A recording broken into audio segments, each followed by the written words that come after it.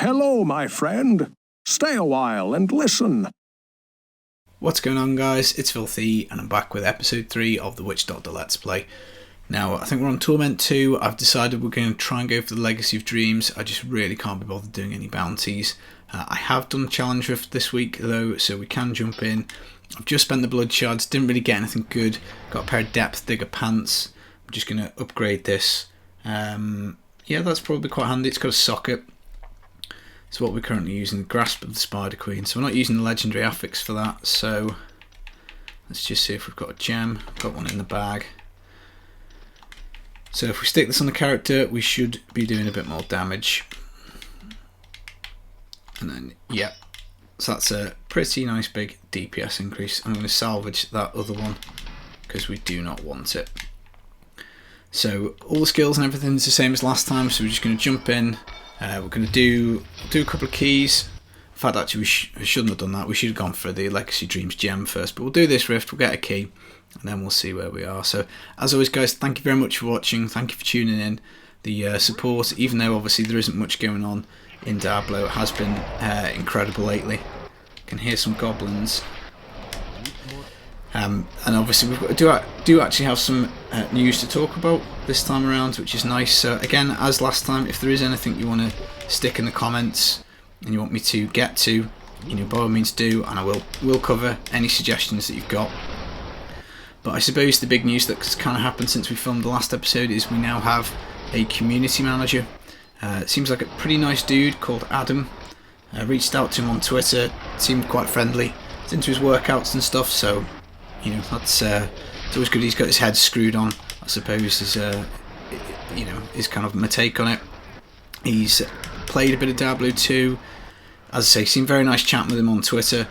Quite excited because obviously he's been made community manager of Diablo as a whole, which is really good. That's really interesting because it means that if it was just Diablo 3, then you might be worrying, thinking, well, maybe Immortal, maybe Diablo 4 might be quite a while away. Now, I think they are looking to recruit more community managers, so for the Diablo IP, I think it is good news. It does mean that we've got, we know there are multiple projects in the works. They've said that absolutely ages ago, but it is very exciting to kind of think, well, we could well have some games to play pretty soon, which will be good. I mean, obviously I love this game to bits, but we all want more D3 content, we all want D4 content, we all want Diablo Immortal, just anything Diablo, give it to us and we will gobble it up. But coinciding with this announcement, we also had the Activision Blizzard earnings call, which again gave some interesting insights. Now, it does look as though we're going to be able to start testing Diablo Immortal sort of halfway through this year, so I guess that means next month. So, I mean, I'm not saying it's like a guarantee. It's not like they've sat there and said, yeah, definitely, June there's going to be alpha testing, but it does kind of look like that. Now, I did ask Adam on Twitter, obviously just said, look, I'm quite into my mobile gaming. Well, not quite into it, but I've started to get into it because I'm trying to get ready for Diablo Immortal. I would love there to be a really good ARPG on a mobile device, because I think the Switch port, as we talked about maybe in one of the other episodes, maybe it's the one I lost actually, it's quite possible to port these things to mobile consoles. Like a Switch isn't too different from an iPad. We've obviously got issues with the controls and stuff, but it is certainly possible, I think, to port a good ARPG. I mean, you might end up with some kind of simplistic skill controls, so maybe the combat might be a little dumbed down, but in terms of the look of the game, like isometric ARPG, with a loot grindy kind of system, definitely possible. So I'm quite excited, but I basically was trying to not bust him up, but just say, look, I'm interested in playing it. I'd like to register for any kind of alpha testing, any kind of beta testing. He sort of said, well, look, we're quite away from that. I mean, obviously he probably kind of has to say that, even if it is close. And I'm not saying for a second that I feel like I'm entitled to or have any shot of it, but golden rule in life, I think, sometimes is you don't ask, you don't get. Well, I know I'm not going to get an alpha or beta key if I don't ask, and what's the worst that happens? They think you're just some weirdo who plays Diablo to a really poor standard, we're not giving you a key. And I'm in no worse position off for asking. But as I say, you seem pretty nice. Now, Diablo Immortal going into alpha in the middle of the year. Again, they kind of sort of played the not the pandemic card, but kind of indicated that, you know, we do have the global pandemic going on, so, you know, it's a good time to get mobile games out. And by all accounts, COD Mobile is doing very well for Activision, so I can certainly see why they want to jump into other IPs that they've got. So it's this Helltooth, piece of Helltooth. So I don't quite know what we're going to put together first, because Legacy Dreams isn't something that we want to stick with the whole way if we do put a set together. We'll just kind of see what drops we get. But we've been playing a little bit of Call of Duty Online actually on the mobile over the last couple of weeks. It is pretty good. It plays really, really well. Very surprised, to be honest. I was kind of expecting it to suck. I've played it previously for a little bit, but it runs really smooth. And obviously, if we can get Diablo on a phone and it works and it plays quite well, I could really see that being successful. Right, let's stick the Paragon points on. So we'll keep going on the move speed, on the cooldown, armor, and resource cost, I think. And then let's hopefully go and get that gem. So let's think. I think we want to do at least 12, don't we? Should we try 15? We've got 3 lives left. We haven't used any of them, so we should be okay, I think. So thank you for comments on the last video. I think we've got some interesting discussion on the way that this game works on the Switch, which is weird, which is we have to pick up these little double damage globes to be doing the same damage as PC, and to be honest, that's something that does make sense, because not quite so apparent maybe in this series, but when I have played and leveled, like for instance the Demon Hunter, or I've jumped on Necro, you do notice that it doesn't, you know, the damage just isn't quite the same. So I don't really know why it's coded like that. I don't really get it. I would have thought you would be looking to make it easier on console, because in my opinion it is more difficult to play. It's harder to pinpoint stuff, it's harder to target enemies, definitely harder to get about the map. So I would have thought that they'd be looking to, you know, make console do more damage rather than less. And you know, at this kind of level, obviously if you're chilling out and you're being casual, it probably doesn't make much of an impact to you. But obviously, as I was chatting with Homer J. Neck, I think, he was saying, well, look, you know, the real problem you've got here is pushing is a nightmare. And if you think about it, if you've got to collect up these orbs, they only spawn after you kill 10 things. So, you know, if you start off, you're already only doing half damage. If you get like a something nasty or hard to kill straight away at the entrance of the rift, you're in a bit of bother. And if you die, you drop your power back to half. You've got to get going. So, you know, on the Rift Guardian, dying is probably really, really difficult. So I don't know why it's like that. I don't know why it isn't fixed. It seems absolutely daft. Presumably it would not be that hard to just move the numbers and recode it. I don't know, maybe it is. But yeah, I mean, obviously, as I talked about a few videos ago when I did the world's greatest Diablo 3 player, that was quite funny. A lot of people didn't get that, but obviously the state of the leaderboards on this platform, obviously, are an absolute disgrace. It's nuts the amount of cheating and hacking that goes on. I never played Xbox publicly because my brother-in-law basically got someone jump in a lobby with him, and Paragon leveled him up to 2000, and this was way back when. This is when, you know, getting 2000 Paragon was a massive deal, and in a season you didn't really do it unless, I suppose, people were bossing and stuff, but it was really, really hard to do basically. And he basically said just completely killed his motivation for the game, which I can totally understand. You know, if you get everything for free, it completely sucks the joy out of playing. It's one of the reasons why I like doing Legacy Dreams at the start of the season, because part of the fun of the game is finding the upgrades, finding the loot, and if basically somebody gives you such a huge power dump without earning it, it feels cheesy, and it's a little bit rubbish. So it's sad that Ooh, are we gonna die? We've procced. Be a little careful now. Don't want to be using the life chat away here. But yeah, it's a sad state that the boards are like that. It would seem really obvious to pick out who's cheating. Again, I've chatted with Rax on Twitter over this. He's kind of the opinion that it's something to do with Nintendo. They're just, basically not letting Blizzard ban people, and that's just it. There's nothing Blizzard can do. I mean, obviously, I don't know if Rax has spoke to somebody at Blizzard about it, but it makes sense because it's just so blatant. Like having hacked items, modded items, absolutely nuts level of cheating, and you'd have to kind of suggest that it can't be Blizzard making the decision to leave the boards like that, because it can't be a good product. Like if you're trying to get someone into the game, you do risk turning them off with the leaderboard issue. It's not good.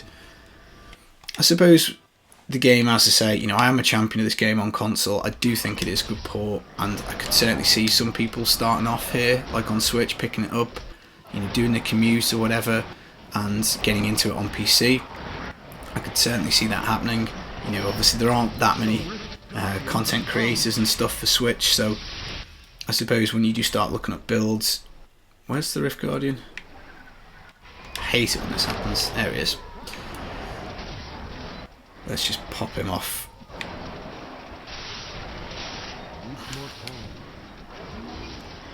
There we go. Right.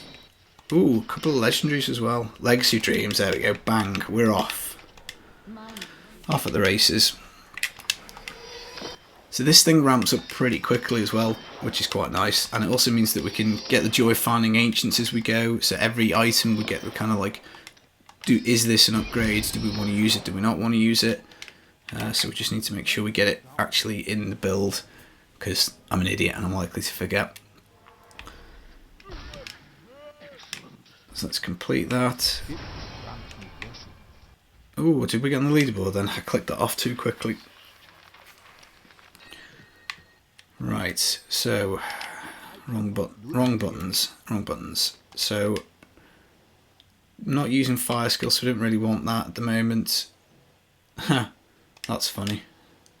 Fire skills again. We could roll the fire skills off. Probably would be better, wouldn't it? Don't know whether we want to use the DB to re-roll it at the moment. So we'll stick it in there, I'll stick the Mage Fist in there. And then what we need to do is grab this Legacy Dreams. Have we got... Yeah, the Halcyon's Ascent has got something in it. So let's take that out.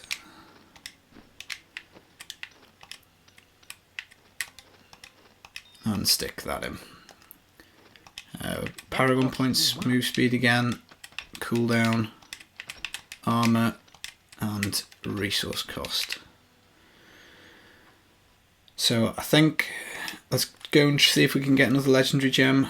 So let's just do 15 again. See if we can maybe get Bayonet trapped. That'd be quite nice. But yeah, obviously the kind of the hope with Diablo Immortal, if it does come out on phone, is that again you're going to get people interested in the IP, and that can only be a good thing. The more successful Diablo is, the more likely we are to get Diablo content, which ultimately is just what we want. So I'm quite looking forward to the release of that. Interesting to see what it's going to be like. Obviously I have started a second mobile gaming channel, so quick plug for that. So if you do want to come and listen to me play some other games, at the moment it's mostly Raid Shadow Legends and COD Mobile, but I've really good fun doing a series on COD Shotgun Saturday, just basically goofing about with the shotgun, trying to get as many kills as we can, just being quite cheese and irritating people, so that's quite fun. Look to branch out to more games. I understand Raid pisses a lot of people off. It's a funny game. It's like, I really like the art style. I quite like a lot of the mechanics in the game and the concepts of it. The microtransactions are absolutely not micro by any stretch of the imagination. The amount of money that game asks you to hand over to buy literally anything is ridiculous. I'm actually struggling to understand,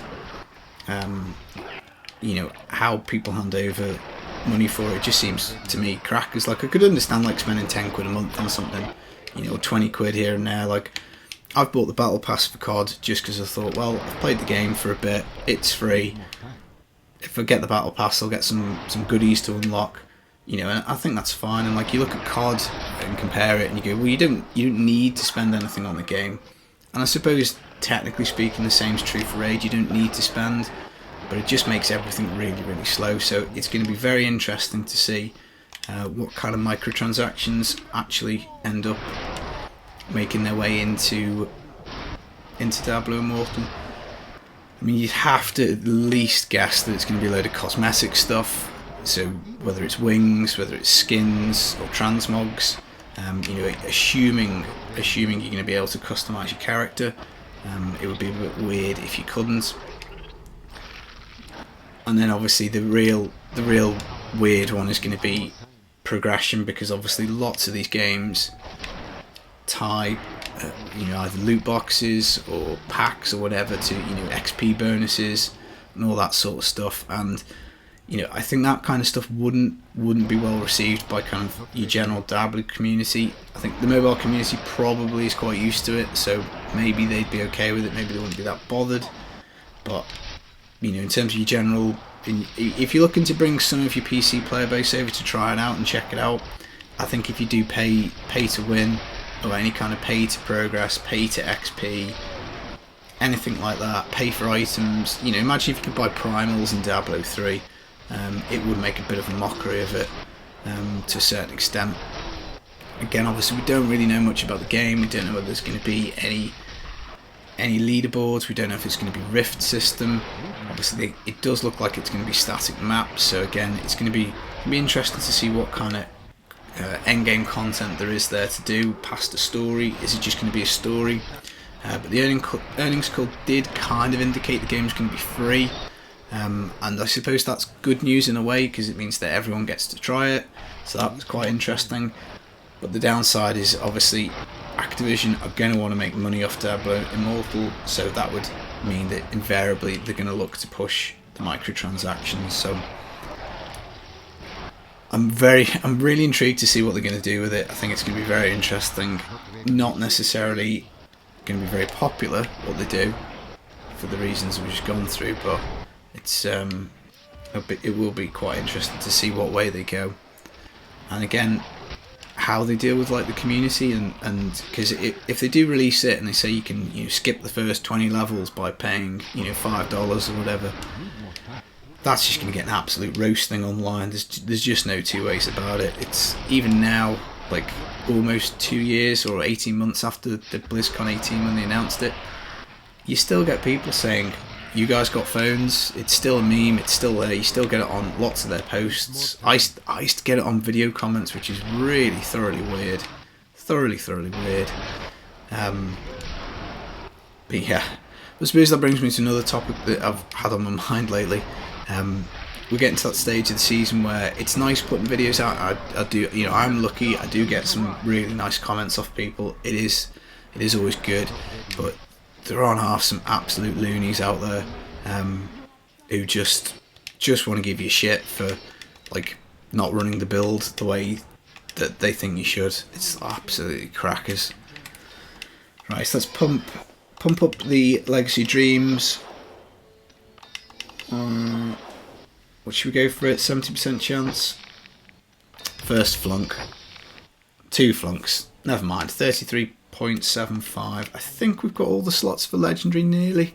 We're missing shoulders and chest piece maybe.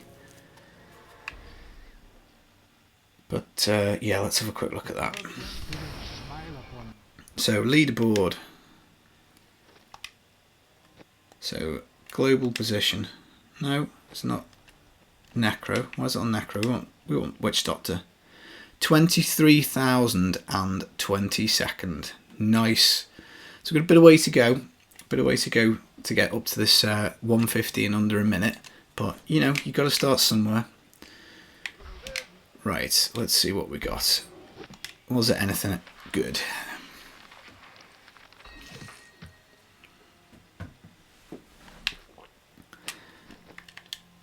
Rightio. An elusive ring. Not much use. Well, I suppose it can go in the stash in case we roll a demon hunter. That's a bad pull. I mean, we could put it on. It is better than the ring we've got. And if we take out... Tell you what, if we stick... Swap the legendary gems around. So let's... Again, I'm sure that's like a little glitch on the Switch. You can't actually back out of that little menu. You always end up taking the green gem out. So let's stick that in there. Then put the green gem back in the weapon. Then we're going to swap this. Huh. If we were playing Demon Hunter, that would have been a really nice drop. Would have been really, really nice. And we've got a interesting build here. Locust Swarm also slows enemies. We'll stick it on because it's got better stats. I'm not going to bother re-rolling any of this stuff. I know I probably should do. Might help out with a bit of improving the build, but I don't know if we're going to hang on to any of these pieces yet, so we're going to save the mats for the moment. So we want legendary shoulders or chest plate because it's going to be more damage and more damage reduction. Right, so I think we're just doing on Torment 1, so I think maybe if we hop it up to Torment 3, maybe, might be able to do that now, because I think we weren't too far off. So we'll put it on T3, we'll try, and then if it's too hard, we'll just drop it back down. But obviously the goal's just to kind of move through the Torments now. So Act 1, and we'll go T3. And if we're struggling to kill stuff, we can just drop it back down, not a problem. But yeah, I suppose we need DBs really. We need to get that. We need to get the Barber. That's a pretty big multiplier. We've obviously got the Gaze and Demise and the Cubes. That's okay. So we might just do Spirit Barrage. Depends what we get that drops. Obviously, Ring of Emptiness would be pretty cool. That'd be nice. But we'll just have to see what RNGesus has got in store for us. So let's just jump in and try and get one done. Yeah, I just find the season journey boring to do. I know it is quicker, but this for me is my juice. Just going, getting keys, doing rifts. That's another thing about the Switch. You can't actually use like teleport and stuff for. There's like a split second before you get into the rift before you can actually do it, which is a bit wild. A little bit annoying sometimes, particularly on like squishy classes. I used to struggle with that like on Necron Xbox all the time.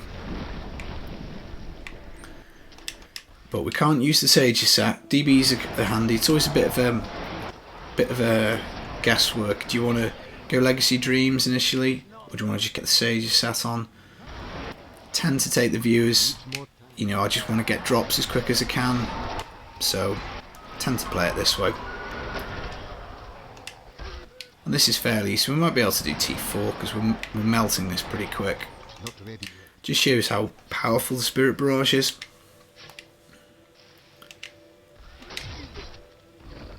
And I think I put on another passive before starting filming. So we've got Grave Injustice, so we've got cooldown. Lots of the heavy lifting's done by that.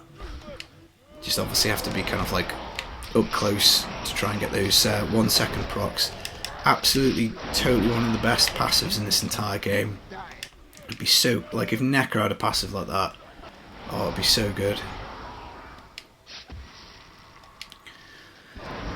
I can't really say I see anything like that happening. I can't really see any kind of cross class kind of skills or passives or anything being unlocked.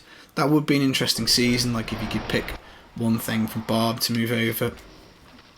Excuse me, it might not make sense, it might not, you know, it might not work. Obviously there'd be loads of stuff that just wouldn't do anything, but you know, getting Grave Injustice on the Necro would be pretty cool.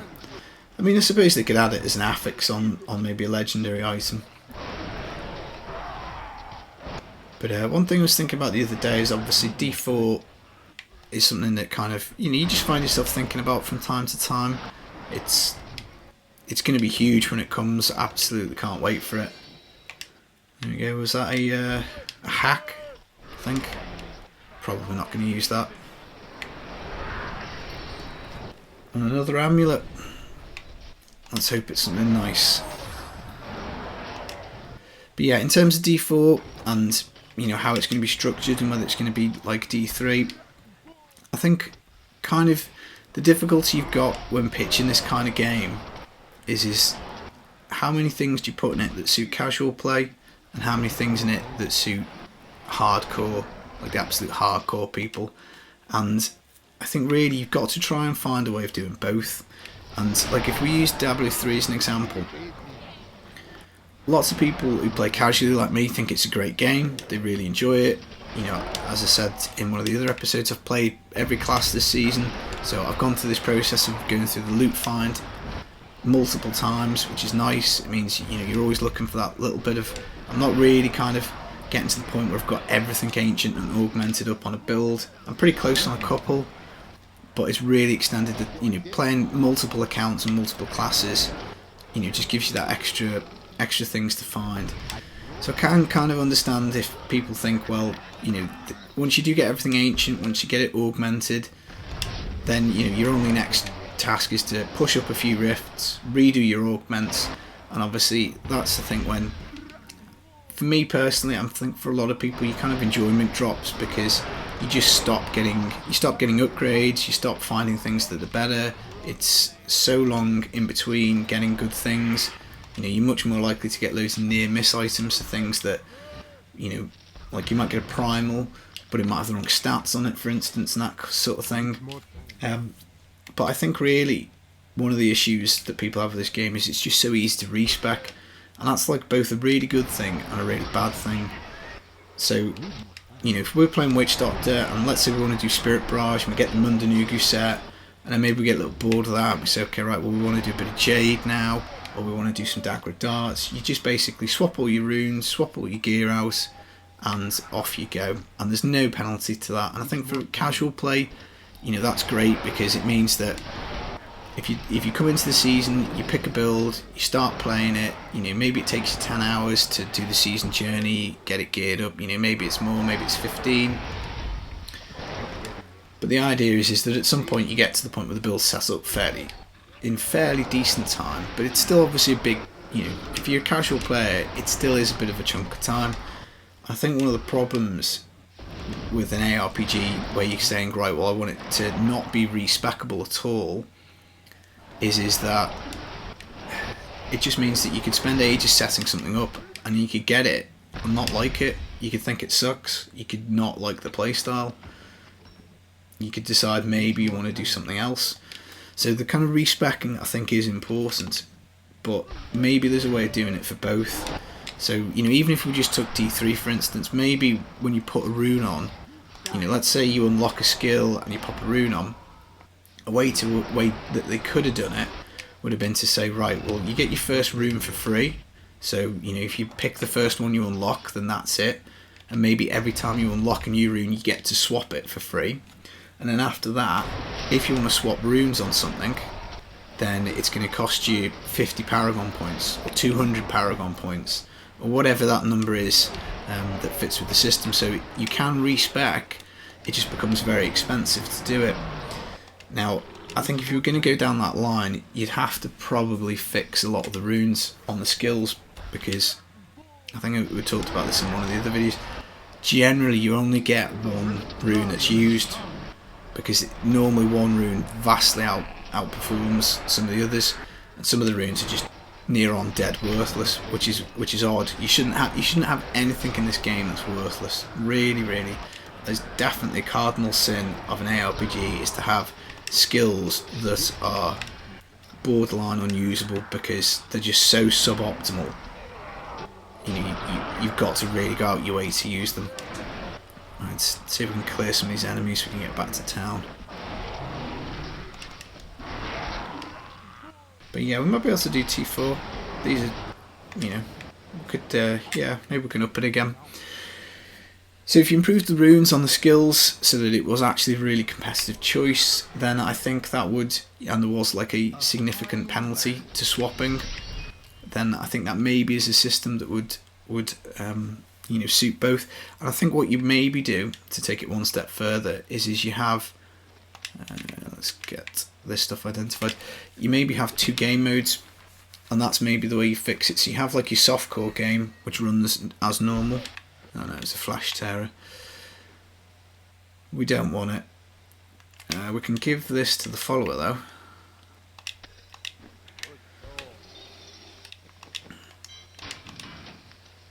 And we'll get rid of it. Oh, we didn't even have to bring the powerful in. Did I forget to swap them over? Yeah, silly Billy. Right, so this is that's the level 61 one. So let's get rid of that, get rid of that. But yeah, maybe you could have, have we got any keys? Yeah, we've still got 2 keys, so let's go and do, let's try 18. Let's try and see if we can push up a little bit. But yeah, maybe you could have, like the way we've got hardcore and softcore, maybe you could have a softcore version of D4, or even D3, let's stick with D3 as an example. You can have a softcore version of it as it is, you can have hardcore as it is, but then maybe you want to have like an ultra mode, where you do have all these penalties for respecking, and it has its own separate leaderboard and stuff, so for those who want to take the game ultra serious, for those who want to spend hours and hours and hours developing characters and streaming the game, there's like a kind of viable game mode for them to play. But then obviously for people like myself who, realistically I'm never going to be able to put 300 hours into a season, maybe the core game still being there is good, and it allows for content creation. You can still do lots of testing, you can still have people making YouTube videos and all different sort of stuff, because on the softcore mode you could swap everything around. But when you're doing hardcore, maybe you do have these more kind of severe penalties, not like you lose all your progress in your account if you die. Maybe there could be a death penalty, and as I say, if you want to respec, then maybe it costs. And then you can do cool things like have items that give you an extra rune or give you a free respec or something. And you can find a pair of braces that maybe activates a second rune of your choosing on a particular skill. And really kind of build lots of these kind of crappy, useless legendaries, so that they all have a purpose in this game. Because I think that's where the game design has gone a little awry for me. Because even if you're playing this game casually, 90% of the stuff that you find just goes straight in the bin. It's just junk, and obviously you don't want to have too many things. It is a balance. You can't just have everything as potentially usable. But that's there are kind of people who, that's what they'd like. They'd want something where just every item in the game potentially has got some kind of use or purpose, and if it's nice, well, maybe I want to keep it, maybe I want to use it. And obviously everything yellow, blue and white goes in the bin here, and I think that doesn't bother me so much. But what bothers me is when you find a legendary and you go, well, this is just crap. Like 99% of them or 95% of them are useless.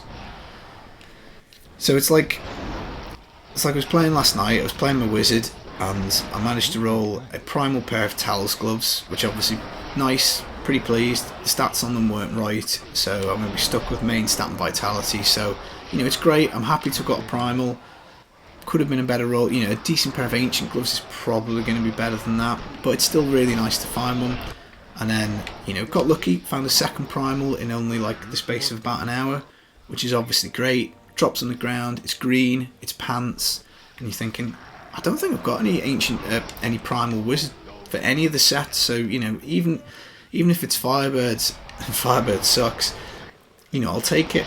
And then you pick it up and you realise it's a Blackthorns, and you're like, well, Blackthorns has got no, unless you're Woody making tremendous cheese videos clearing 100 with Blackthorns this season.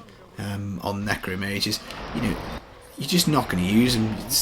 It's so suboptimal, and that's the problem. Is then you can get a perfect item with perfect stats. It's really hard to find. It's absolutely balls hard to find a primal anything specific, but it's just going in the bin. So ideally, my dream for this game would be and obviously I think this certainly needs to start off this way in Diablo 4 and be maintained for as long as possible.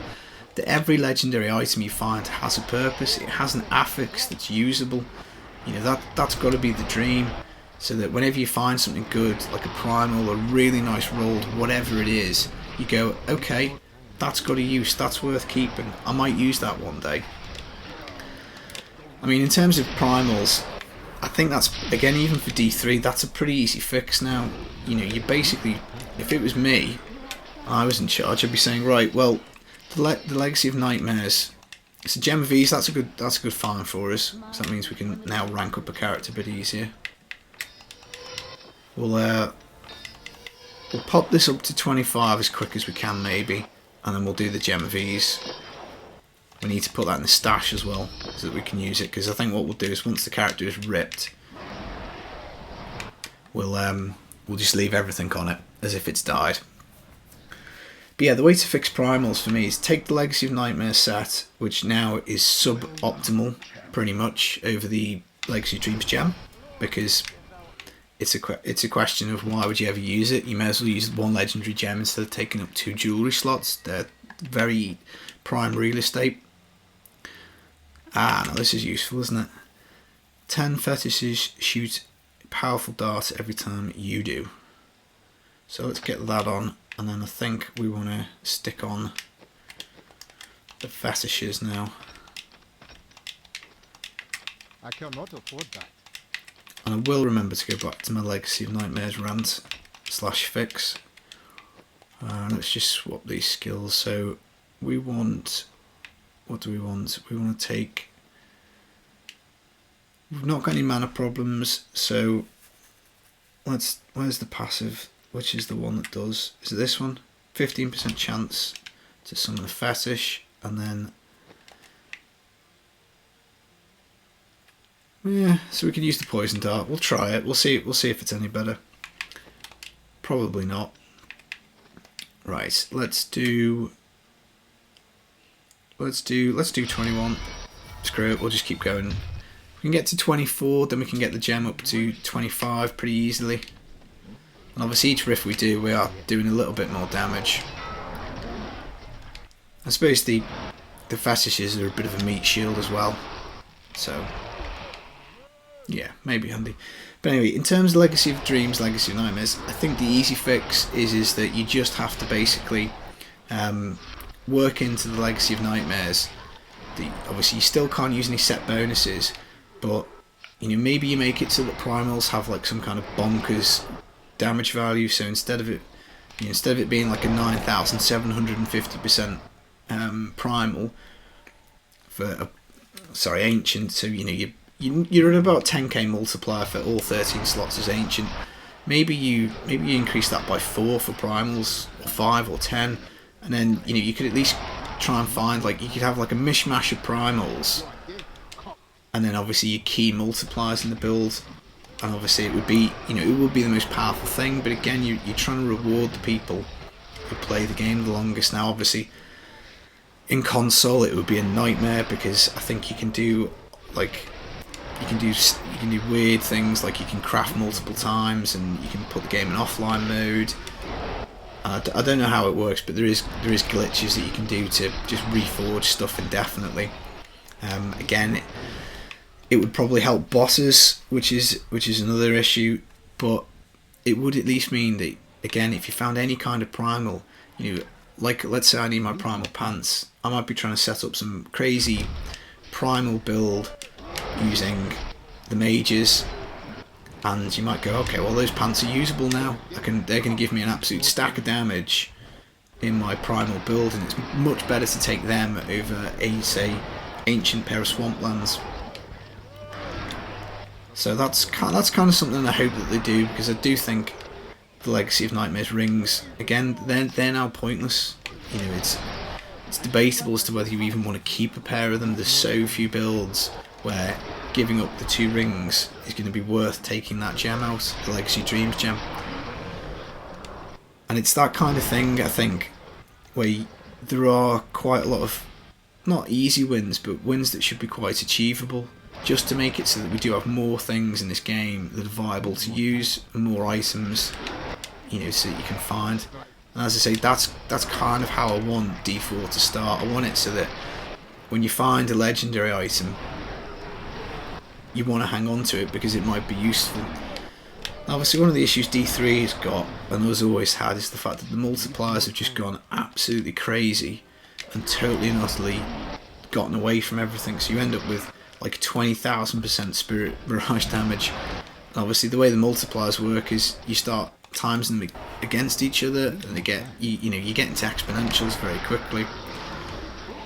So hopefully the, you know, the items in D4 will be a bit more interesting, and, you know, maybe it will unlock an extra skill for you, or a skill tree, or skill points, you know, or, as I say, if extra runes or something, or however it is. But just, you know, you really don't want them to be items that you're just picking up items over and over again and going, well, that was pointless, this is worthless. As I say, maybe I've enjoyed this season because I've just played so many classes, and I've kind of gone through that process of just, you know, finding everything. And I think I've only really got the Crusader to still look for a few bits for, because everything else, probably fairly pleased with what I've found. So, I don't know. And again, Diablo Immortal, you know, how's the loot system going to work in that? You know, and I think that the terrifying thing that I have is that you will be able to buy loot, because that would just be silly. Ceremonial knife, not the right one we need though. Was there 2? Did we pick up a second?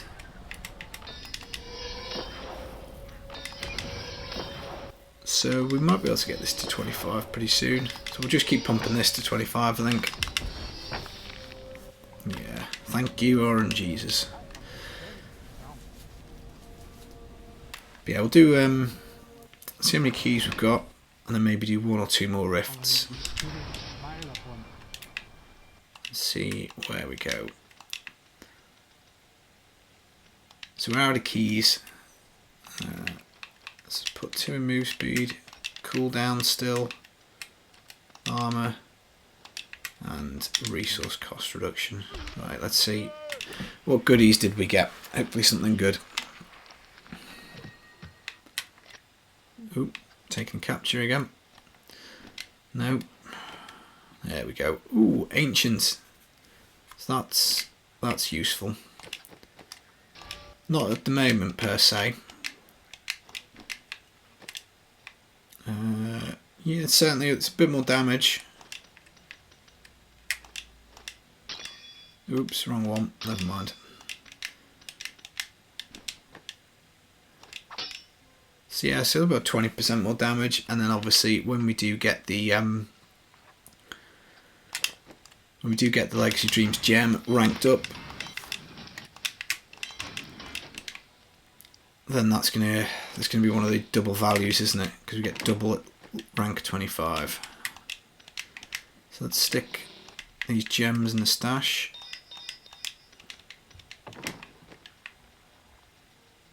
And I think if we take an early death, we'll end up probably coming back once we get to 2 lives. Definitely going to be important to rank up the Legacy Dreams gem, gem V's, sorry. Right, so let's get this on, because that's going to be more damage and more damage reduction. Then I'll bin all of them. And I think we'll do, what did we just do then? Last played 21 and 21, so we're nearly at Torment 5, so let's can this and go up to Torment 5. That's quite a nice little jump. And then hopefully we only really need to find 1 good item. We can maybe jump another Torment or 2. But yeah, game settings, adventure. This might be a little hard, but we'll try. I think you just got to keep pushing, got to keep trying. Just try and go as high as you can with the Torments, as quickly as you can, because it's just more DBs, it's more item drops. And obviously if we can get ourselves up to 25 Legacy Dreams gem, then that's really nice, because it just means Ancients, we get to make decisions do we want to put this ancient on? Do we want to keep what we've got? Obviously that kind of thing. You know, again, that's probably one of the criticisms of Diablo 3. There isn't enough, like, is this good? Is this better? Is it worse? It's very much by the numbers. And again, I do think the casual market, I suppose, is pretty big because, you know, my gameplay, my videos, I personally don't think are that good. I'm trying to improve them as much as I can, but it does seem like there is quite a thirst out there for sort of casual gameplay and casual builds. So the legendaries are just absolutely flowing. We don't really want a sword. Barber would be lovely, but I think we should only need about 4 DBs. But I tell you what, the Spirit Walk with the Grave Injustice passive is absolutely phenomenal. Just being able to like you blow up all these enemies, and you know, I mean, we got it there because we did the Paragon level, but it's just back so quickly, and that's, you know, without anything really invested in cooldown, which is nice.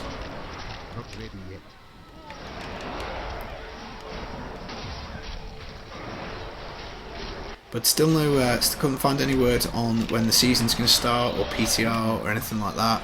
So again, hopefully we get some information in the next week or two. Even if it's just, look, ooh, double blue goblin, nice. Even if it's just, look, this is just going to carry on for a while, you know, I still think that would be useful to know. I mean, obviously personally as a content creator, it's much better to be able to plan my life out. But you know, I mean, people do take time off work and stuff for season's launch, so you know, you need to plan these things. So obviously double goblins does help us out with the progression here, because obviously just like all these mats are really useful. Again, I don't think we got, did we get anything overly useful? Possibly not. Let's just have a little look. Traveller's Pledge. We need one of those for the Mundanugu, so we'll leave those items there. Hopefully we'll pick up another legendary or two. Now there's always a debate, oh, that's my timer. Yeah, there's always a debate as to, should there be a season of Paragon Cap, should there be a season of no Hadrig's bag? I mean, I hate to think how those things would go down. It would be interesting, you know, I mean, it would be something I'd be keen to try, because it does force you to, you know, elongate this kind of early season part, which, as I've said a few times, is my favourite bit. I can't really ever see it happen, but you know, obviously the game's not getting long in the tooth, but it's been out for quite a while, so I think you probably do have to temper your expectations as to what's going to happen. And you know, it doesn't really look like, I nearly missed that elite then. Doesn't look like anything's going to get done about botting, and I think Rax made a really good point when he was on the New Meta podcast, which is, well, maybe we're just looking at this a little bit wrong, and instead of trying to like stop it and detect it and get rid of it, you just need some method of nerfing it. And I think his suggestion, another legendary, another useless axe, but never mind. His suggestion, I think, was basically just to reduce, at some point Paragon stops adding 5 in main stat and it just adds 1, and you basically, from, let's say it's 1500 Paragon or 2k Paragon, from that point onwards you just end up with like massive diminishing returns. So yeah, you can bot, it's still going to give you an advantage, it's still going to give you keys, it's still going to give you Paragon levels, but those Paragon levels aren't worth as much. Now I think probably if you were going to do that, you'd have to do something like what the Division does, which again, I'll pick this up from the New Meta pod, which is that they basically give you mats, so you'd end up maybe getting bounty mats. You know, maybe you only get too much stuff. Let's nearly the end of the rift, so let's get rid of that, and off we go. But yeah, maybe there's a way of doing it so that you get something for getting your extra Paragons, but it's not 5 main stat. You know, maybe it's more bounty mats, maybe it's more DBs.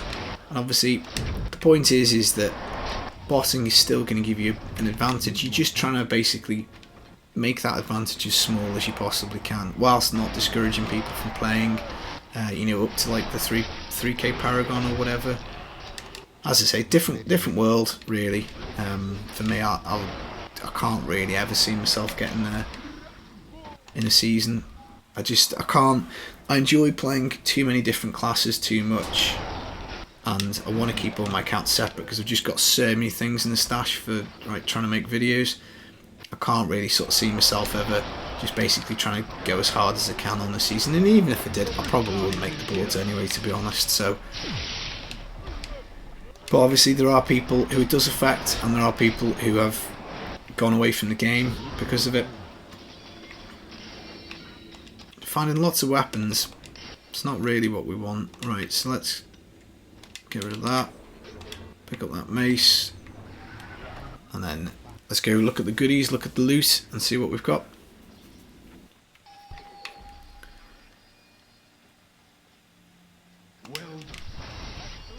And then I'm kind of keen to see if we can go up to like 24, 25, just so that we can get this Legacy Dreams gem boxed off, because that obviously would be a nice thing, and then we could work on the gem Vs after that. So Mr. Templar, Mr. Follower can have this. It's going to help him out. May as well give him that as well, I guess. And yeah, he can take that too. Pair of depth diggers. I don't think I'll bother swapping them. I just can't be bothered. And then now, how much extra damage is that? About 20%. We might swap that over. I don't want to give up the Bane of the Powerful, so we need another ring here with a socket. So I don't think we've got one in the stash now. So just have to keep an eye out for that. Something with a socket, and then we'll just bin all of this stuff. Now I think we probably should be able to do another upgrade. Don't have any more knives in the bank, so let's go for ceremonial knife. This one, yeah. And fingers crossed, the barber would be lovely, please. No.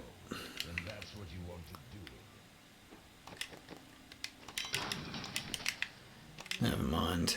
And shards. Let's go shoulders. And that'll do, because again, more damage reduction. So, what do we want to get? We probably want to get a pair of Tasker and Theo. Would be good. I have to have a bit of a think about this, what to do with the blood shards. But let's go and bust out. Let's try 24. See how we do on this. Again, we should get another 5 levels, hopefully, on the Legacy Dreams gem. So obviously at some point we will get to the bit where doing this actually starts to become difficult and the enemies start hitting a bit harder. But at the moment, looks like we're still fairly safe.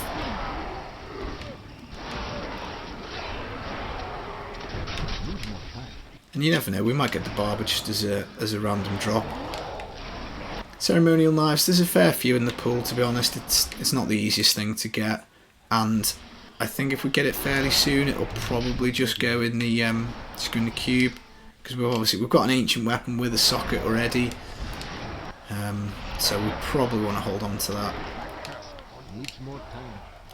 And we've got the extra mats that we got from doing the challenge rift, and I'll be doing that again when it comes around. So I'll try my best to get 2 episodes out next week. Obviously we only did 1 this week.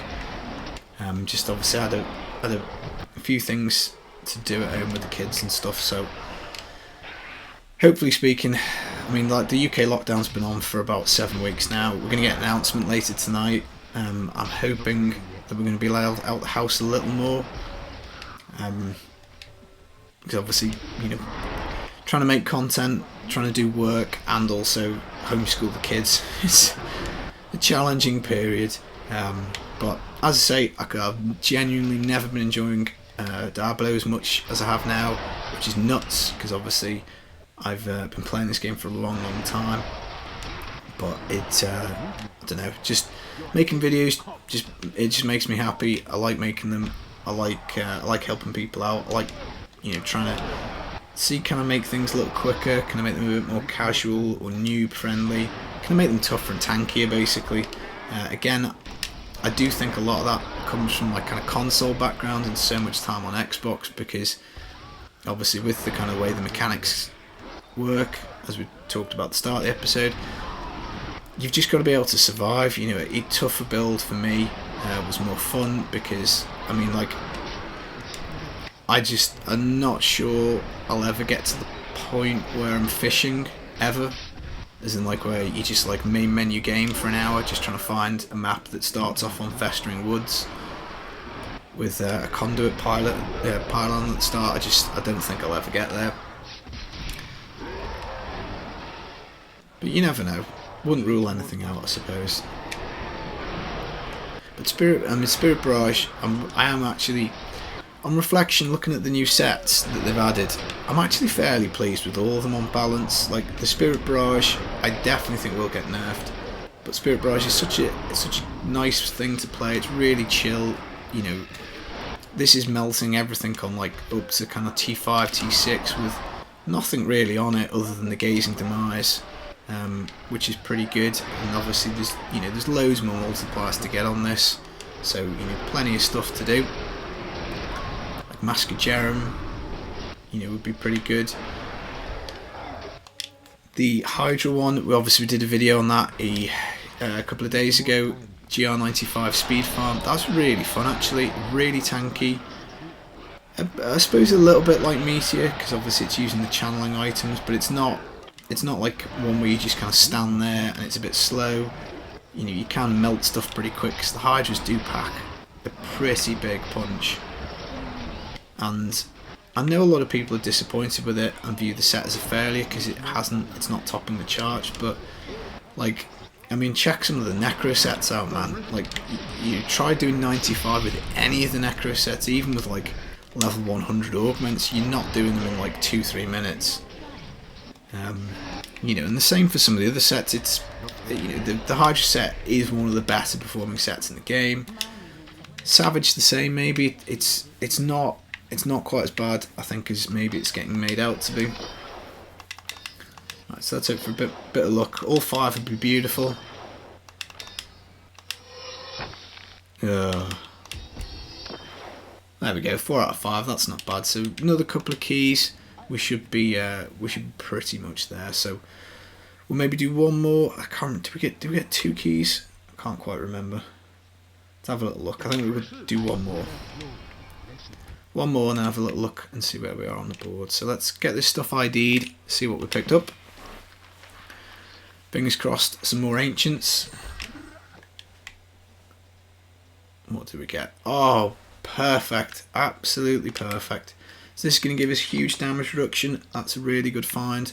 That means we can crank the difficulty up now. We've got the Enforcer as well. That's another really good find. That helps us out. We're looking for that for Spirit Barrage. So let's stick that in there. And do we get anything else of interest? No. So we'll stick the spider coils away. Do we get any ceremonial knives? I don't think so. So let's bin all that. And then, should we roll helms? Go for the Mask of Jerem. That's a pretty easy multiplier to get. No, didn't hit it. Okay, Paragon. Bit more move speed. Bit more CDR. Bit more armour. And then a bit more resource cost. Probably should stop doing resource cost because we seem pretty fine on that. Right, okay. It's the highest we can do, 27. Let's go for it. Let's see if we can get this boxed off. And we're probably not going to be quite there on the level 25 gem. I mean, it's possible. We could hit all 5. If RNGesus is feeling kind. So you can actually see the health on the character move a little bit now, so it looks like we're settling on a kind of level. GR 27ish. So I can't quite remember where that puts us in terms of torments, but we'll certainly try and push it up. Just to get more keys, get more rifts done. Get this build out and ready as soon as we can. Fingers crossed we can carry on with some good finds. But yeah, this is still fairly doable. Spear chuckers are pretty nasty for the Witch Doctor. Not doing too much damage. You certainly could do another, I don't know, maybe another 1 or 2 levels up on toughness. But obviously, again, as you have Paragon, your toughness goes up. I might off camera roll up some of the gear, because the Lacumba's ornaments, we're definitely going to be keeping that for a while, so that's probably worthwhile.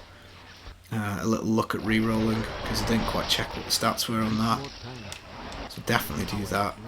I'm assuming that you don't want me to do that stuff on camera, because I just think that stuff's a bit boring. But if you do want me to talk through that kind of stuff, happy to do so. But I'm kind of running on the assumption that most people just rather me chat crap about Diablo for an hour and a half or whatever.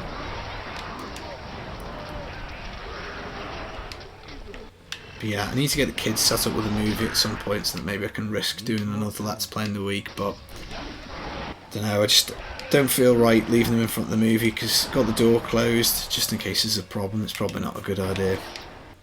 Festering Woods, everyone's favourite, and zombies, everyone's favourite. This is a nice little end to this particular session, I think. Just makes me so happy getting this tile set. Particularly with decent density as well, decent mob type. Just thing of beauty.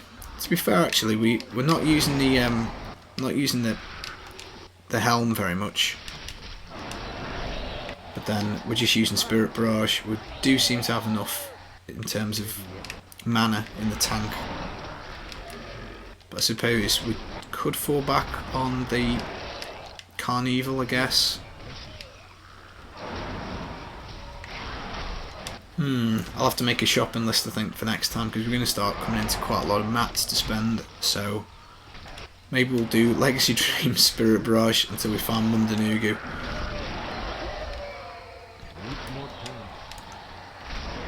But Witch Doctor does have a lot of playstyles that I like. I do like Gargs. They are dozy sods, and they rarely do what you want them to. But they look really cool. I really like Dagger Darts as well. That's a lovely style. So Witch Doctor, I think, is in a pretty nice spot. I think Jade could probably do with a little bit of a tweak, make that a bit stronger. Zuni's is super strong. It's just squishy as hell. So I don't know. I'd like maybe a little bit more damage reduction on that. And then we've got Arik here. I'm not a fan. And, if the set was better, if we got Jade off the season journey, I would have been much more tempted to go for it. But I just don't really like Arik here very much. I know I did a guide on like Arik here chicken, and you certainly can use it. But again, you've got to find the pieces, haven't you? We haven't found the carving knife. So again, maybe if we got that, we'd have done that. Voodoo Mask, Simplicity, Strength, another amulet. Let's see, what did we get? Right, Moment of Truth, can we get all 5? No, we cannot. Never mind. If we get 2 or 3, that would be decent. And it looks like we're going to get 1. No, 2. So we're at least 1 or 2 keys away.